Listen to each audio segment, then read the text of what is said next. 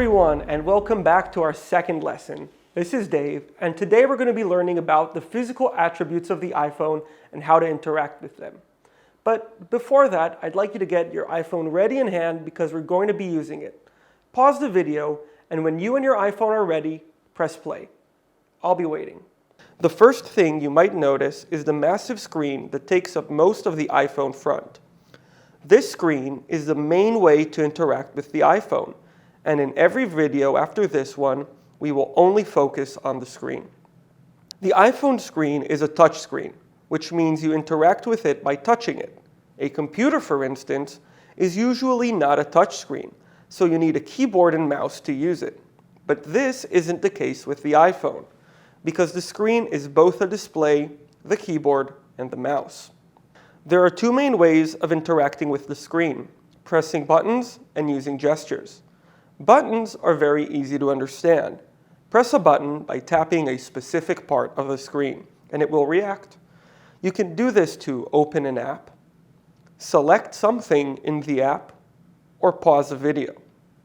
If you don't know what these are, don't worry about it. We'll learn about them later. But for now, remember that you press a button by tapping on a specific location on the screen. Gestures are a bit more complicated, and because there's no button to press, it's where most of us get confused with the iPhone. A gesture is a specific movement on the screen that indicates you want something to happen. For instance, here we can see someone swiping between screens by sliding their fingers from left to right. See how the screens slide with the finger? This is an example of a gesture. Different gestures do different things. Try sliding your finger from the top right corner of the iPhone to the bottom, and then swipe back up. See what happens? Did your iPhone respond? If it did, great job. You're learning to use gestures to control the iPhone. As you might have noticed, the iPhone is not just a screen. There are also a few physical buttons which we will go over now. Screen on and off button. A button on the right side of the iPhone that turns the screen on and off. Volume. Two buttons on the left side of the iPhone. The top one increases volume, the bottom one lowers it. Silence. See that little switch over the volume buttons?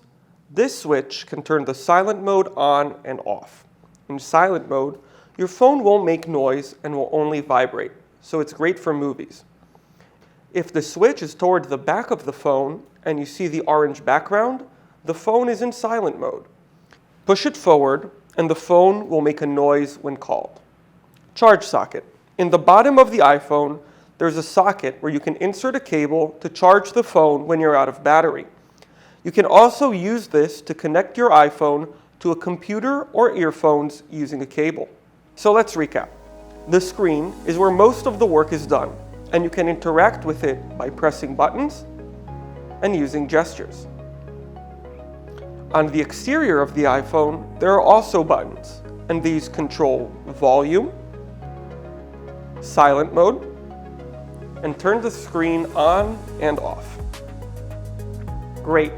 We are now ready to start getting deeper into using the iPhone, and we can now begin with the most basic task, unlocking your iPhone. See you next lesson.